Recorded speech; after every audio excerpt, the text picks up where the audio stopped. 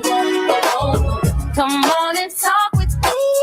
Come on and listen to me. Come on and talk with me.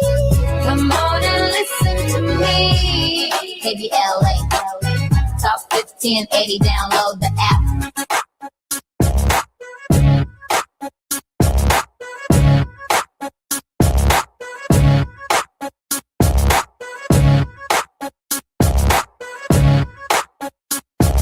I'm just looking forward to the show on KBLA 1580. I liken the construction of the United States and the periods that we have undertaken in its simplicity as framing a house. If you were building a house today, the first thing you would do is you would have a period known as pre-construction. That is, before you build the house, before you frame the house, before you buy 2x4s and drywall, you have plans. The pre-construction of the United States is part of this discussion.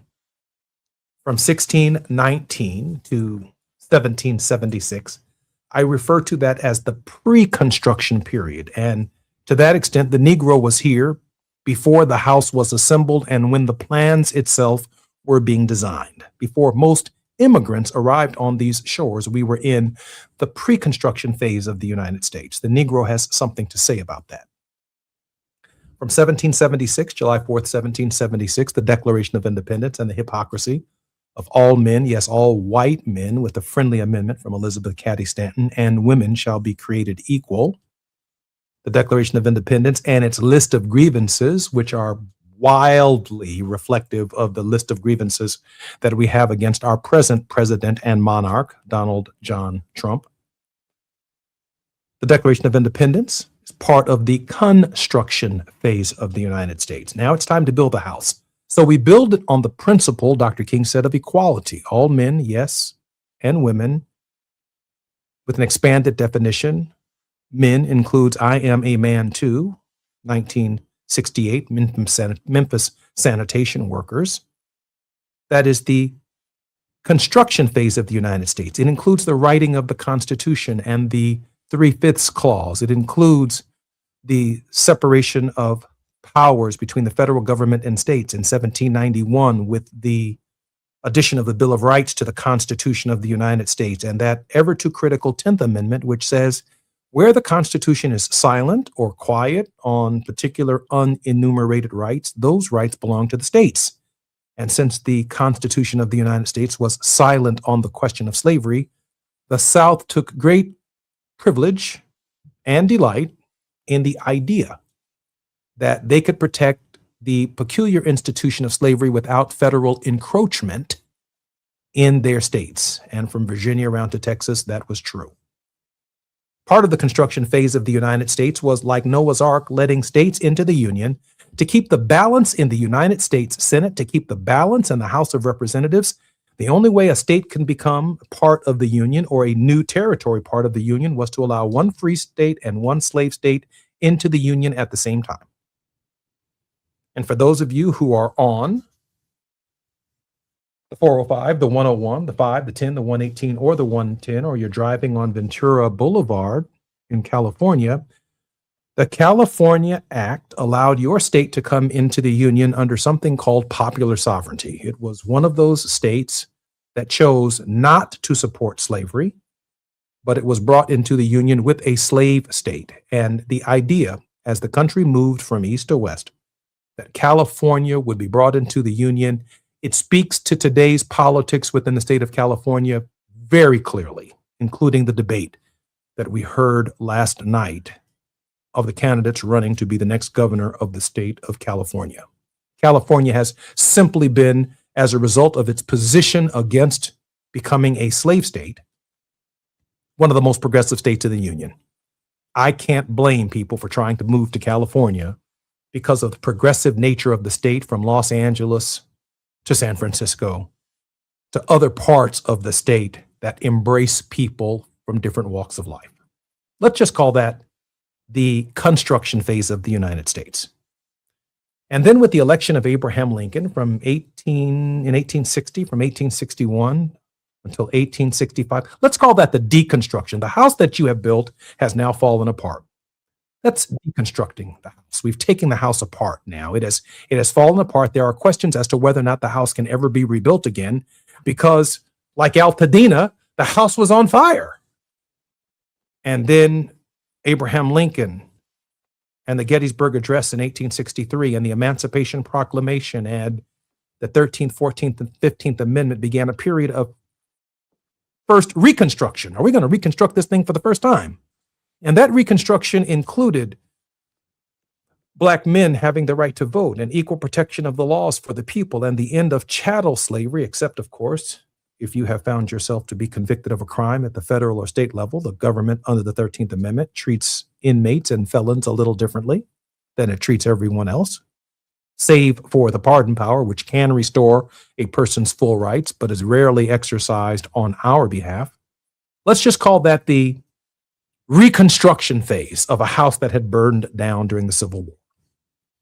And then there's this intermittent period from Plessy versus Ferguson, really the turn of the century in the 1900s, until Brown versus the Board of Education, known as Jim Crow. It's hard to imagine that the idea of Jim Crow has anything to do with building anything other than just kind of keeping the status quo the way the status quo was. So that's what Jim Crow essentially is. It's violent towards Black people and it's scapegoating towards minorities and others. So it is a very, very, very dangerous period until, of course, Brown versus the Board of Education offers us in 1954 the beginning of a new reconstruction, a second reconstruction. And I've read books written by William Barber and Peniel Joseph and others who've argued for a third reconstruction in almost in every case. And I think the only person who really, really gets it is Reverend Barber, is that between periods of reconstruction, there's this period of Jim Crow. Michelle Alexander got it. I know I got it. And so with the dismantling of the Voting Rights Act of 1965, we are looking at what? The beginning of a new Jim Crow 2.0. That's exactly what it is. And how long it will last, I do not know. That it is here and upon us, there is no doubt in my mind that it is here. And what form it will take, I do not know. It's 2.0. Jim Crow Esquire is different than Jim Crow Senior. He's a different slick little guy. He looks like Pete Hegseth. He sounds like Donald Trump. People believe whatever it is that he says. And we ought to challenge that. How quickly we get to a third reconstruction, again, I still don't know. It takes a Martin Luther King Jr. It takes national leadership. It takes organization to get there. We're going to talk about that on the Politics of Our Faith with none other than Dr. S. Todd Yeary. When we come forward, I'm Jesse Jackson Jr. More on KBLA Talk 1580 when we come forward. It's afternoon drive time with Jesse Jackson Jr. Only on KBLA Talk 1580. Hi, I'm Zoe Williams, host of The Voice of Reason, weeknights at 7 p.m. here on KBLA Talk 1580, with a personal invitation for you to join me and Insight.me as we present The Healing Box, live at Inglewood's world-famous Miracle Theater, Saturday evening, May 23rd at 7 p.m. Look, I understand. Your attachment style has been running your life like a rogue algorithm, and nobody has had the courage to press pause. Until now, Dr. Bakoya McCall and yours truly are curating a night where clinicians, spiritualists, and an all-star panel of Black woman healers like Dr. Shalonda Sunshine Crawford, Dr. Jashana Johnson, and spiritualist Precious McGill will join some amazing spoken word artists and the legendary comedian Louis Dix to diagnose, disrupt, and heal your relational wreckage in real time. Listen, bring your trauma. As a matter of fact, bring your baby mama. No, bring your testimony. And if you're still texting your ex at 2 a.m., baby, you're not just invited, you're the target demo. Tickets are moving fast, so grab yours at themiracleinglewood.com before your dating history gets flagged as a pre-existing condition. That's themiracleinglewood.com. We'll see you there Saturday, May 23rd at 7 p.m. It's game day. Are your moderate to severe Crohn's disease or ulcerative colitis symptoms keeping you from the action? Skyrizi, risankizumab Riza, could help you get back to the game. Skyrizi is proven to help people feel significant symptom relief, achieve remission, and visibly improve damage of the intestinal lining. Skyrizi is a prescription injection medicine for adults. Don't use if allergic to Skyrizi. Serious allergic reactions, increased infections, or lower ability to fight them may occur. Before treatment, get checked for infections and tuberculosis. Tell your doctor about any flu-like symptoms or vaccines. Liver problems leading to hospitalization may occur when treated for Crohn's or ulcerative colitis. Control is everything to me. Ask your doctor about Skyrizi, the #1 prescribed biologic in Crohn's and ulcerative colitis combined. Learn more at skyrizi.com or 1-866-SKYRIZI. This is the story of the one. As a maintenance tech at a university, he knows ordering from multiple suppliers takes time away from keeping their arena up and running. That's why he counts on Grainger to get everything he needs, from lighting and HVAC parts to plumbing supplies, all in one place. And with fast, dependable delivery, he's stocked and ready for the next tip-off. Call 1-800-GRAINGER, click Grainger.com, or just stop by. Grainger, for the ones who get it done. An official message from Medicare. I turned 65 this year. I knew it was time to figure out Medicare, and I had questions, like when to enroll and how to enroll. So I went straight to the official source, Medicare.gov, to get the facts about Medicare. I found answers to all my questions, and I'm ready to get started. And so can you. Just go to Medicare.gov to get the real facts about Medicare. Paid for by the U.S. Department of Health and Human Services. Now back to more of Jesse Jackson Jr. on KBLA Talk 1580. The Jesse Jackson Jr. Show. The Jesse Jackson Jr. Show. The Jesse Jackson Jr. Show. The Jesse Jackson Jr. Show. King Folly, drop the beat. Come on and talk with me. Come on and listen to me. Come on and talk with me. Come on and listen to me. KBLA Talk 1580. I'm Jesse Jackson Jr. Welcome forward to the Jesse Jackson Jr. Show and the Politics of Our Faith with Reverend Dr. S. Todd Urey. Dr. Urey is the principal of the Urey Firm, a Maryland-based litigation and government relations firm, and also serves as the senior pastor of the Douglas Memorial Community Church of Baltimore and affiliates. Dr. Urey, also former chief executive of the Rainbow Push Coalition, the organization founded by my father. He has served on the board of the National Action Network, has worked with the Maryland State Conference, NAACP, and is a co-founding principal of Community Churches for Community Development, Inc., and the founding principal of SALT, the Strategic Advocacy and Legislative Think Tank. Dr. Urey, welcome forward to the Jesse Jackson Jr. Show.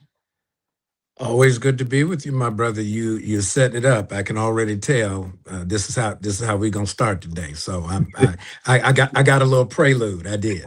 That's right. I had to line it up for you, Doc. Doc, the South will rise again is a phrase rooted in post-Civil War lost cause ideology, symbolizing a desire to return to pre-Civil War societal structures. While its exact origin is unknown, it is popularized by white supremacists, politicians, and writers in the late 20th and now the 21st century, rather than a single person. Jefferson Davis said the principle for which we fought and contend during the Civil War is bound to reassert itself, though it may be at another time and in another form. When we look at maps of the Voting Rights Act post-Civil War, the 15th Amendment, the Voting Rights Act of 1965, and we look at Benny Thompson and earlier on our program, Representative Justin Pearson running for Senate in the 9th District of Illinois, we see the anxiety and hear the anxiety in other members of Congress like Emmanuel Cleaver and Cleo Fields. And there's talk about redrawing the congressional district in South Carolina of Jim Clyburn and eliminating congressional districts in potentially North Carolina and other states. Dr. Urey, has the South risen again in another form? In some ways, the resistance in the South has, except in this form. The Supreme Court has served as the foil. If we think about the KBLA decision, if we think about the UNC and Harvard decisions of past Supreme Court sessions, if we think about Shelby v. Holder, 2013,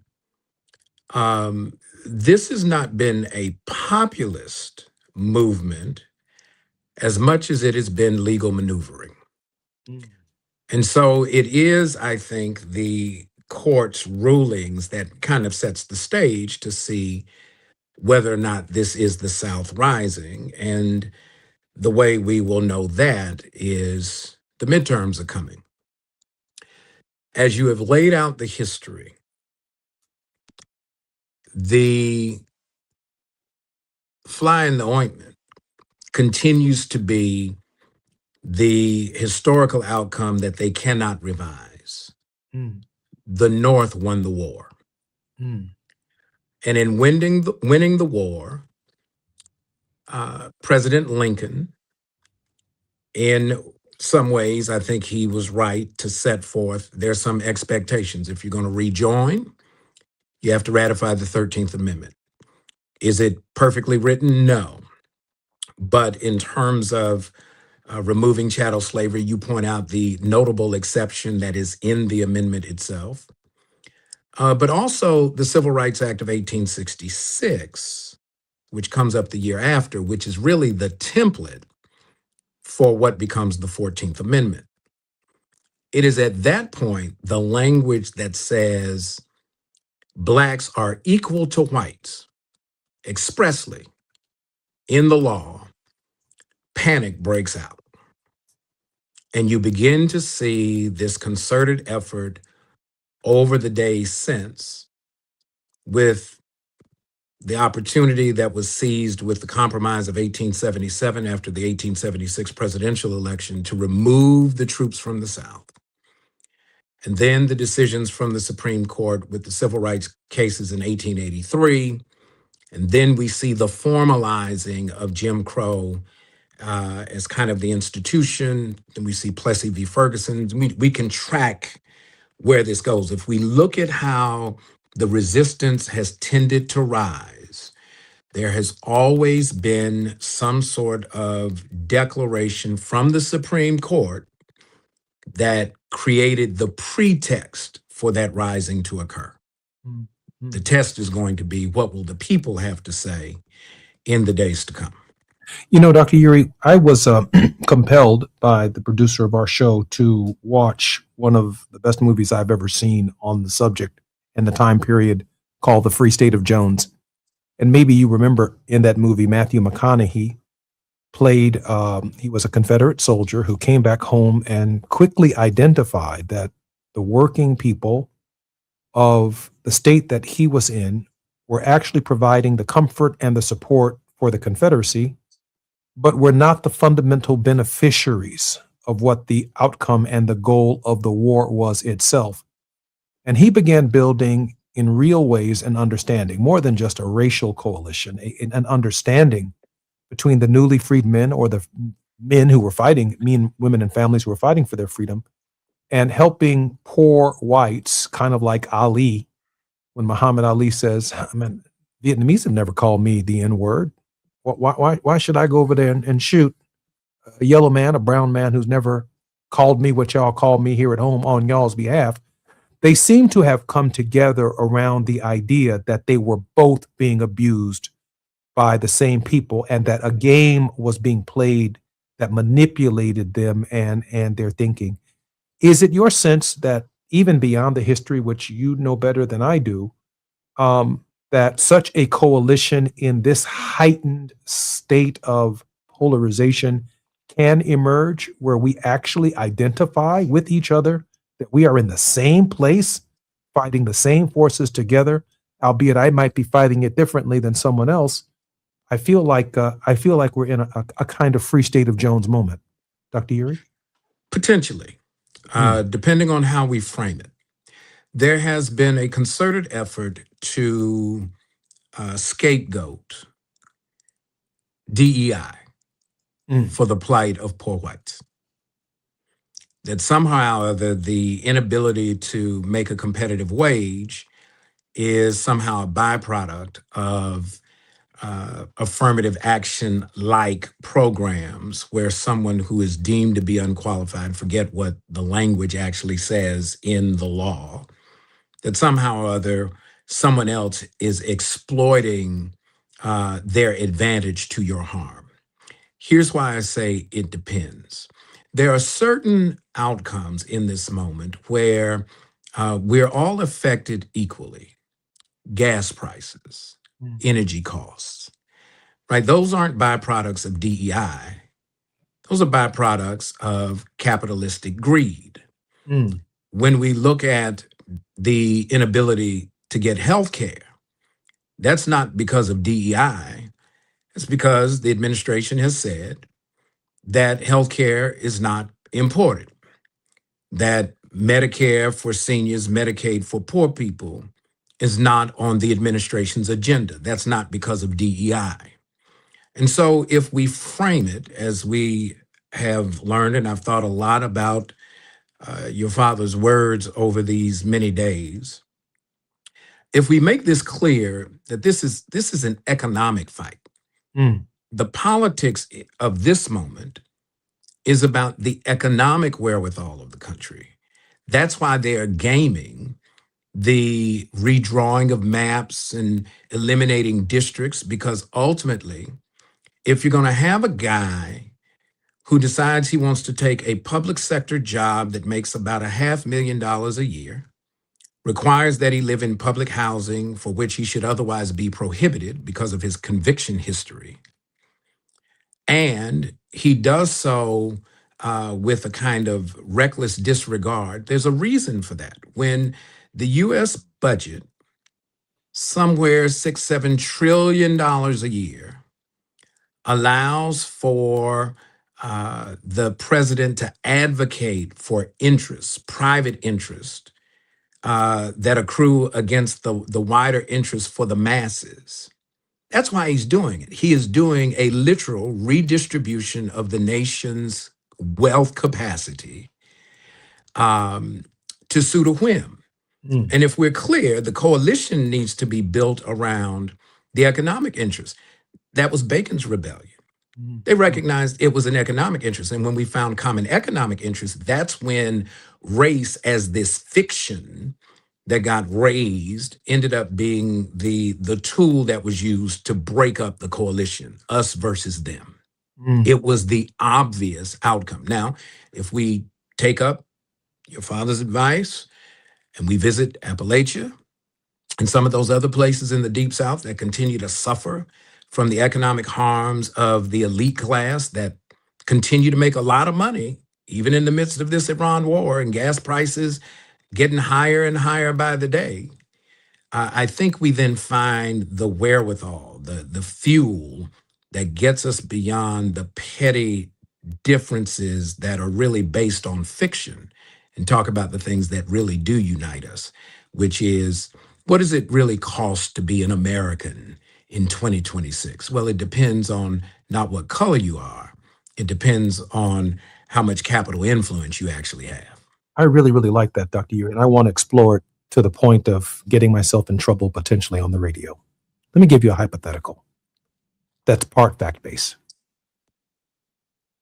You are a white supremacist. That's not what the signs said in 1968 on April 3rd and 4th. They said, "I am a man." And that wasn't disputable. What a message. I am a man. Can you at least acknowledge that I am a man? Fantastic messaging in that time and in that space. I'm thinking in this moment, when I was in college, we marched in Forsyth County, Georgia. And you remember Oprah did one of her shows from there, and she was quite surprised as well by the behavior at the time that they did that show. But I'm thinking, if I walked through or marched through a deep red county like a Forsyth County in the 80s, and maybe even a Forsyth County today, that's how long it's been since we've been back there, and the sign read, "I am not your problem." Today, you and I are both paying too much in gas prices. Today, you and I can't afford to live as true-blooded Americans. Today, you and I are struggling to provide health care for our families and put food on our tables. Together, today, we are united in this common struggle so that my children and your children can have the same opportunities. If I framed the message marching through Forsyth County today saying, I want to be your brother, or I want to be your sister in this struggle to make life better for everybody, that to me, Dr. Yuri, is a different message than me looking at white folks in Forsyth County and saying, y'all need to get over being white. like telling me to get over racism or get over slavery or get over being a Negro. Doc, I know we're going to have a broader conversation about this when we come forward, but I'm trying to get to democratic or any kind of messaging that works in bringing people together. Our producer tells me that I have a minute before we come forward. Maybe I'll let you take an initial shot at it. Dr. Yuri? Oh, Dr. Yuri, I'm sorry. My bell has just been rung. I'm Jesse Jackson Jr. More with Dr. S. Todd Yuri. I'd like his response to our hypothetical on messaging when we come forward on the Jesse Jackson Jr. Show and the Politics of Our Faith with Dr. S. Todd Yuri. More on KBLA Talk 1580. It's afternoon drive time with Jesse Jackson Jr. Only on KBLA Talk 1580.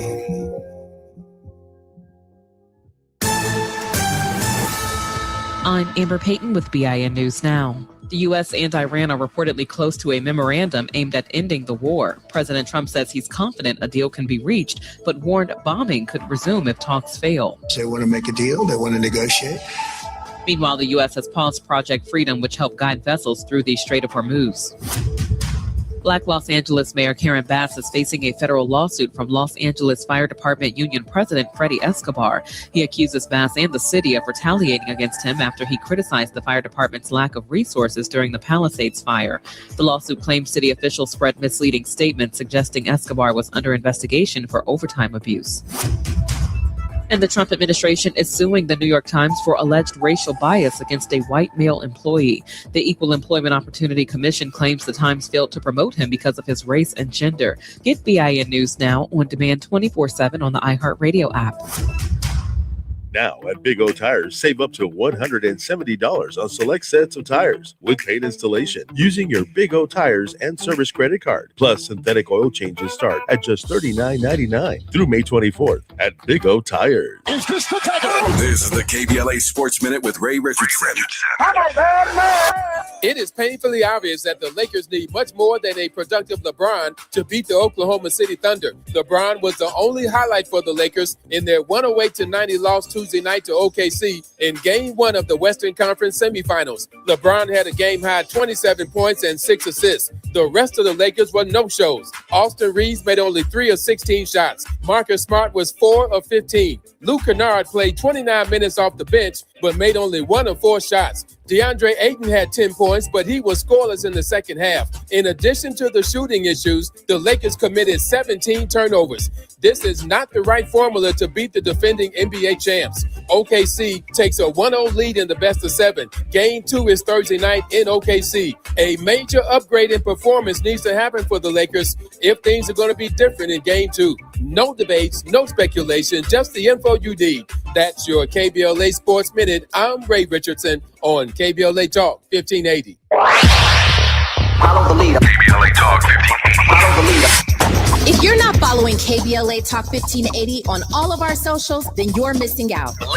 Download our app and find us on Facebook, Twitter, Instagram, YouTube, and on the web at KBLA 1580. That's right. Again, you can find all of our socials at KBLA 1580. We've got a lot to talk about. By the way, if you miss any of our weekday shows in real time, you can always catch up by checking out the podcast of your favorite shows at your leisure at KBLA Talk 1580. We've got your black. Follow the leader. Oh my God. Follow the leader. Follow the leader. Follow the leader. Follow the leader. Follow the leader. When temperatures climb, LADWP wants to help you stay cool indoors, starting in your attic. With quality attic insulation, your home can stay more comfortable during hot summer days and help lower your energy bills year-round. It's a smart way to save. And for a limited time, LADWP has increased the attic insulation rebates to make upgrading more affordable. Act now to start saving. Visit ladwp.com/attic. That's ladwp.com/attic.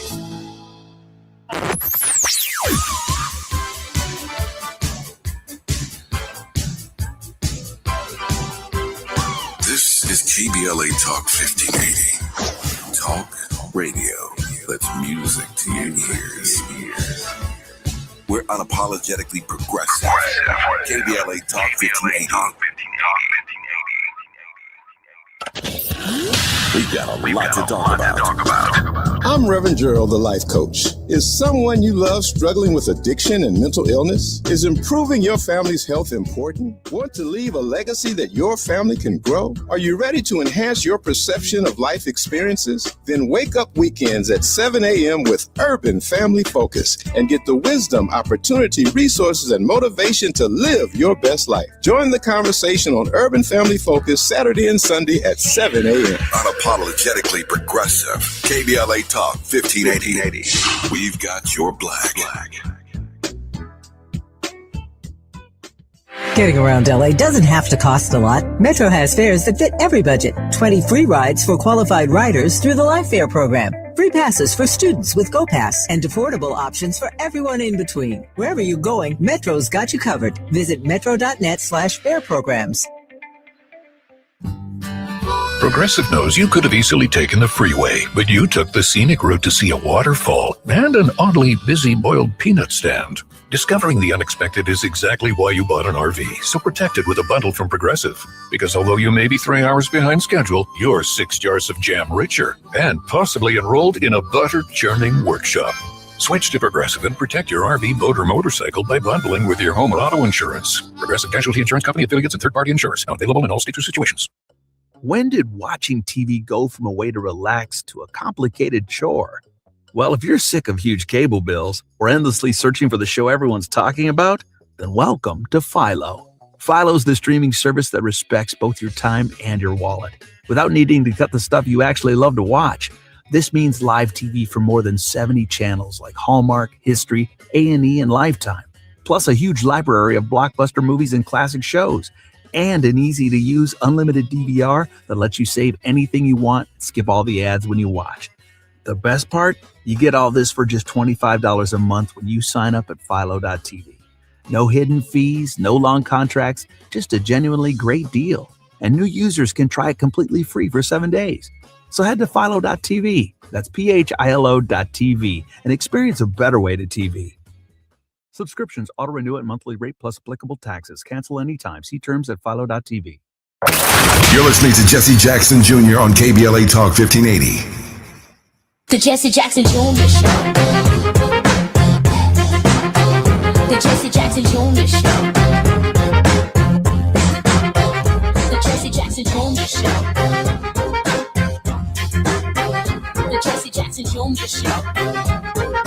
King Volley, drop the beat. Come on and talk with me. Come on and listen to me. Come on and talk with me. Come on and listen to me. KBLA Talk 1580. Download the app. I'm Jesse Jackson Jr. Welcome forward to the Jesse Jackson Jr. Show on KBLA Talk 1580, the politics of our faith with Reverend Dr. S. Todd Yeary. But we are not alone, Dr. Yeary.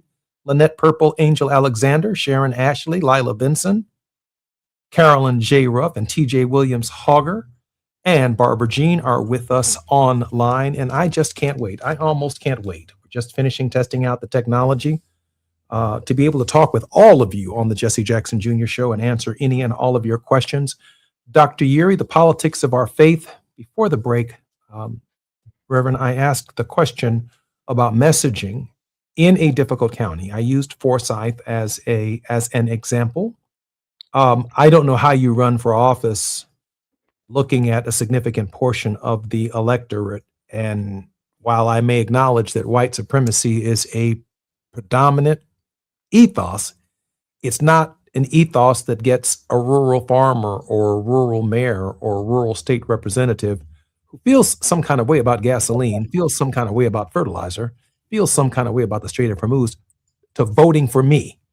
And those of you who may not see, are not watching our program on Facebook, and all those names I called out, please share the post.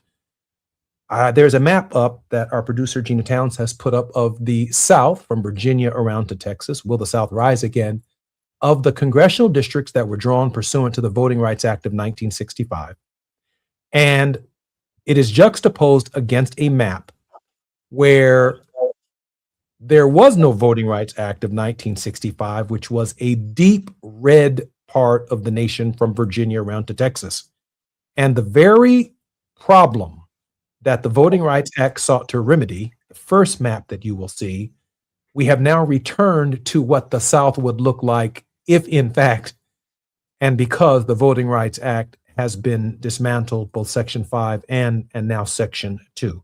Dr. Yuri, on this question of messaging, it's hard for me to go to Forsyth County, Georgia, been there, done that, and called everybody a racist and everybody's the Ku Klux Klan. But in order to get the 270 electoral votes and the kind of representation and the kind of democracy that we want, the messaging, to your point earlier, has to turn to gasoline. It has to turn to, I am a man, and that I want to raise my family in a safe and secure world and a better community just like yours, just to get there. Dr. Yuri, is that on message? If it's not, it should be. Here's how I think we frame it. Number one, we have to talk about poverty as a human condition, not a color. Mm. If I'm hungry, it's because I don't have food. It's not because of how people see me socially. Homelessness is a condition. Joblessness is a condition. It's not a color. And so we've made these, for lack of a better term, existential, right? Real world issues come down to a matter of appearance. And the government has played on the fears of folks who have fundamental conditions of just being human, as if somehow or other you can pit those who are struggling with the same conditions against each other because they're blaming each other. Mm. We don't have high homelessness rates because Black people don't like white people. We have high homelessness rates because the cost of housing one adult and one child far exceeds what the government has done to raise the minimum wage to a livable wage. Mm. Mm. That's a fundamental issue. Mm. I don't have issues with inadequate job training skills because somehow or other somebody took my spot. The reason I can't go to class is because I can't find affordable childcare. That's a condition. And so what we've taken is the context by which we live, united by a common struggle, trying to live with a sense of human decency and human dignity, committed to working and working hard, not taking anything for granted. And yet the government pretends that somehow or other it's our fault. And yet we'll ask for record budget allocations for the military, record cuts to what they call entitlements. Well, I wouldn't need an entitlement if you just affirmed my worth and got me above $7 and some change an hour. In some states, they still don't reach that level. And many of those states that don't reach that level, guess where they are? If you put that map back up, they're in the South. So if we don't have that kind of a credible conversation to say, look, I understand, I get it. Hunger, I get it. Homeless, I get it. You want to move up but can't, I get it. So this isn't us against them as in terms of the racial polarization. It is that when the top 1% control more wealth in this country than the other 99%, Houston, we have a problem. Right? All across the South. That's the conversation. So Dr. Yuri, that was so compelling that you just earned my vote. And if Dr. Todd Yeary were running for president, delivering the message to me that way, I would say, man, that was so compelling that the character, the foresight that you brought to the conversation and the language that you specifically chose to deliver the message, I saw and felt in this moment, not only was it compelling, but it was unifying. Of the Democratic candidates who are running, most of whom are very bright, very sharp on policy, and I think there's almost a dozen of them running right now, or potential candidates. Are you impressed with anyone who's approaching the subject matter of bridging the gap between the urban and the rural, the black and the white, consistent with I want to call it the moral dignity that you brought to an important economic conversation just a moment ago? Have you heard that yet? I haven't heard it in terms of public speeches, but what I've also recognized is that the method by which we elect candidates now has become toxic because of two words: Citizens United. Oh no, not that case. all that dark money. Look, dark money, light money, they just spending all kinds of money, right? To get elected to high office now cost obnoxiously and offensively high amounts of money. So when I sit with a candidate, I'm not just looking at what their sound bites are. When my colleagues and I sit down with the candidate in a room where there are no cameras, and we actually have fundamental conversations about the strategy, now I can test what commitment you bring, because you can't always put it out in front. This is where I think the masses of people, when we got out of this corporation, the reason corporations start spending so much money is because they know that they don't have the numbers on their side. If we fund the campaigns, $1, $2, like we did, like we funded the movement, we can counteract that kind of influence and get back to more open public conversations about the issues that matter. I'm Jesse Jackson Jr., listening to Jesse Jackson Jr. Show on KBLA Talk 1580, The Politics of Our Faith, with Reverend Dr. S. Todd Yeary. More when we come forward right here on KBLA Talk 1580. While you're stuck in traffic, we can at least bring you up to speed on the news of the day. You're listening to Jesse Jackson Jr. only on KBLA Talk 1580.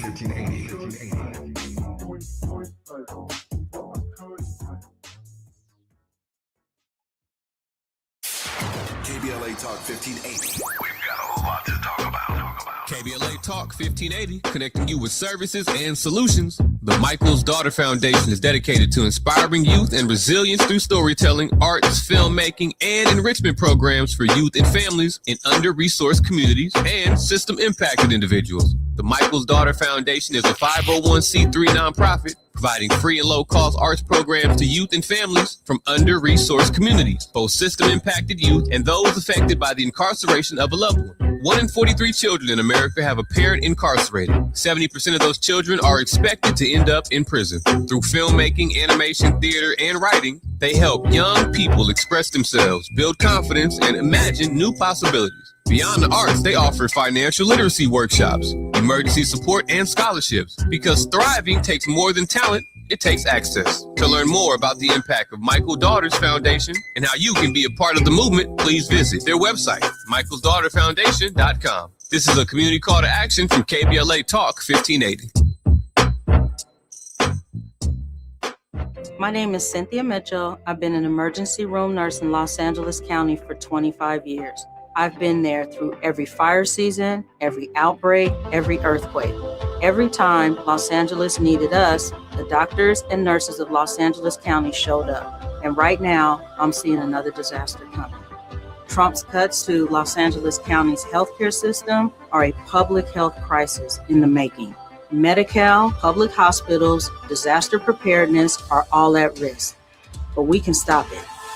Measure ER fights back against these cuts. For a half a penny, we keep emergency rooms open, care within reach for working families, and doctors and nurses serving the communities we love. When you vote yes on Measure ER, you're not just voting for health care, you're voting for LA. Vote yes on Measure ER by June 2nd. Ad paid for by Yes on ER, Restore Healthcare for Angelinos, sponsored by St. John's Community Health and Health Justice Action Fund. Ad committee top funder, St. John's Community Health. For 70 years, The Humane Society of the United States has worked to end animal cruelty. Now, we're continuing that mission as Humane World for Animals, because we work around the globe to care for animals who are suffering today. And we tackle the root causes of cruelty for a kinder tomorrow. We are Humane World for Animals, and together we can make a difference. Help make change for animals. Visit humaneworld.org. What if your rooftop could earn you money every year? With LADWP's Solar Rooftops program, you can get solar panels installed and maintained on your home at no cost and earn up to $900 a year. That's up to $18,000 over 20 years. There are no upfront costs, no credit checks, and no annual fees. Plus, you'll help power Los Angeles with clean local solar energy and reduce reliance on fossil fuels. Make your rooftop work for you. Apply today at ladwp.com/solar rooftops. KBLA Talk 1580. We've got a lot to talk about. Tired of being locked out of job opportunities and shut down by systemic racism? KBLA Talk 1580 stands with you in fighting for the rights of black workers, and we don't back down. The Los Angeles Black Workers Center is a dynamic alliance of workers, organized labor, community-based organizations, clergy, students, and scholars working collectively to improve the position of the black working class. The LA Black Workers Center takes a comprehensive approach to addressing the black jobs crisis. Their programs promote access to quality jobs, racial equity in hiring and retention, discrimination-free job sites, and they prepare black workers for employment in high-wage career track jobs. The LA Black Workers Center supports workers who need help protecting their rights on the job. They give workers access to quality jobs and remove systemic barriers to employment. And they are advocating for a fair deal for black workers in the new Los Angeles City Charter. To sign up for free career readiness training, get involved in organizing, or learn about union apprenticeship programs and trade registries, please visit lablackworkercenter.org. That's lablackworkercenter.org. Together, we can beat the black jobs crisis and build a more equitable Los Angeles. This is a community call to action from KBLA Talk 1580.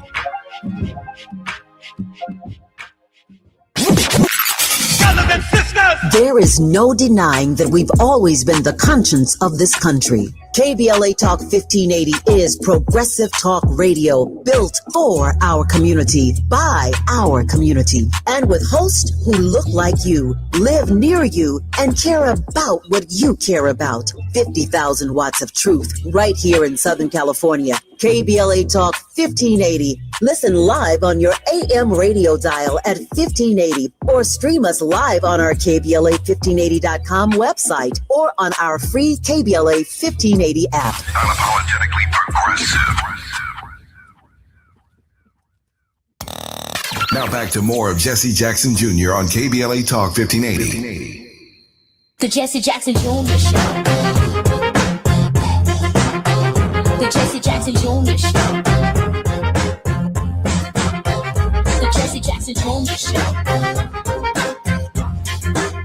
The Jesse Jackson Jr. Show. King Volley drops the beat. Come on and talk. I'm Jesse Jackson Jr. Welcome to me. Come on and talk. On KBLA Talk 1580. KBLA. We are in the politics of our faith with Reverend Dr. S. Todd Yeary. Dr. Yeary, welcome forward to the show. You have been treading deep waters, sir. That's all I got. Well, hey, you are a life raft for our community at a time when that's exactly what we find ourselves in. Dad used to say, if you want to fish in shallow water, you'll catch small fish. But Jesus commanded us to go out there where the big fish were and cast our net on the other side of the boat. And on that side of the boat, there's no telling what we might catch.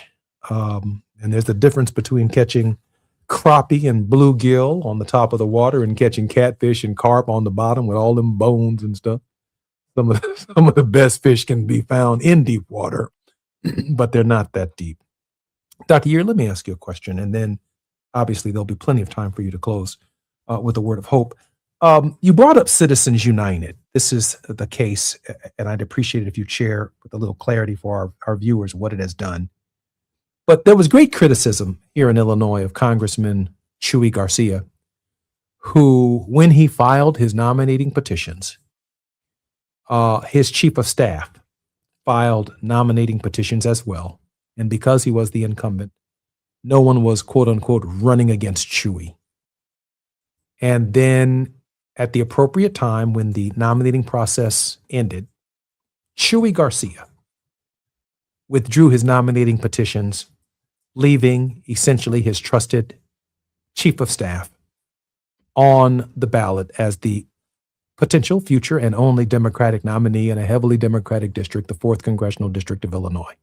Great criticism came from that little sleight of hand move, certainly undemocratic.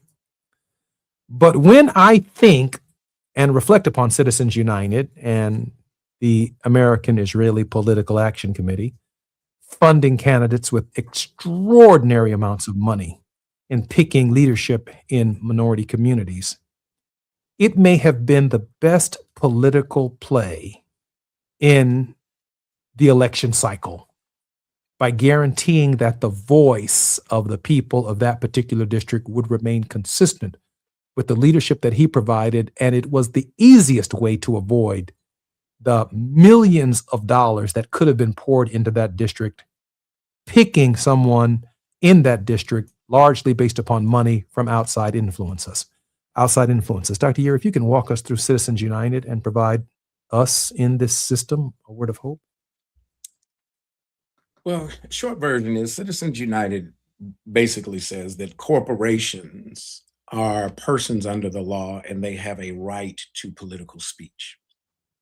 And how that speech gets expressed is how corporations support candidates. Now, while you cannot go directly to a candidate's campaign, you can spend on behalf of a candidate's interest through appropriate channels, and there are no caps.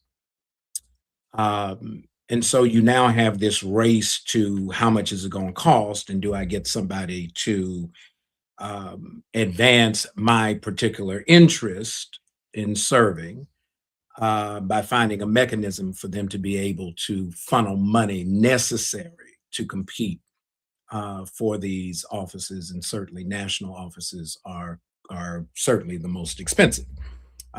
We heard Senator Tim Scott in a clip I saw the other day. He was speaking at a conference. He says he expects this Senate cycle to be the most expensive in the nation's history.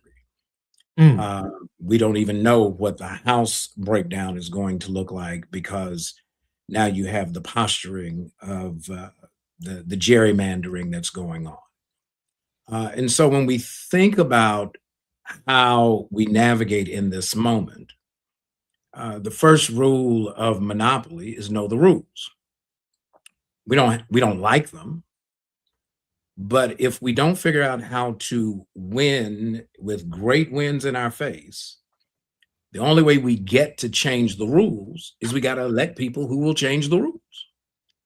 We have to elect people who will confirm nominees to the high courts, not just the Supreme Court, but the trial courts and the appellate courts across the country, who are going to read the law with an informed awareness of the historical evolution of not only the law, but the supreme law of the land, which is the Constitution.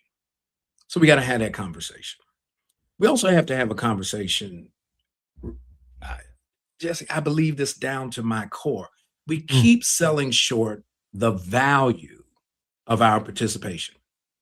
We keep saying our vote doesn't matter. And so I ran some numbers. I got to give a shout out to Bishop Dwayne Debnan, who pastors in Baltimore. His midweek Bible study today was to talk about the Calais decision and what it means for people of faith. As a panel, we're having this discussion. We know April Ryan is one of his parishioners, so I get it now. Absolutely. Go for it, girl. Do your thing. Because your pastor gets it. We got to have these conversations, but let's do some math. I was thinking about it while we were in Bible study. Yeah, Bible study that's practical. Who would have thought that was the case? There are approximately 258 million people of voting age in the United States, 226.4 million eligible voters. I'll let you figure out that delta. And then there are 204 roughly million active registered voters. So I said, if the annual U.S. budget is $7 trillion, what is my vote worth as a part of that budget? Active registered voters, just doing simple math, just an argument. My vote has a value of about $35,000 per year against the federal budget. $31,000 if I'm eligible, $28,000 if I'm voting age. Multiply it by 4. We got to understand our value and then vote our values, because that's the rule that governs monopoly. I'm Jesse Jackson Jr. You've been listening to the Jesse Jackson Jr. Show and the Politics of Our Faith with Dr. S. Todd Yeary. Dr. Yeary, how can we follow you on any of your socials very quickly? Civil Rights Rev. Check it out on Facebook, on any of the social media platforms. And remember, Jesus saved your soul. I'm trying to save your behind. I'm Jesse Jackson Jr. You've been listening to the Politics of Our Faith with Dr. S. Todd Yeary. He has 1 foot in the pulpit and 1 foot in the courtroom. Jesus saved our souls, and he's trying to save our behinds. I'm Jesse Jackson Jr. More on KBLA Talk 1580 when we come forward tomorrow. KBLA 1580 Santa Monica.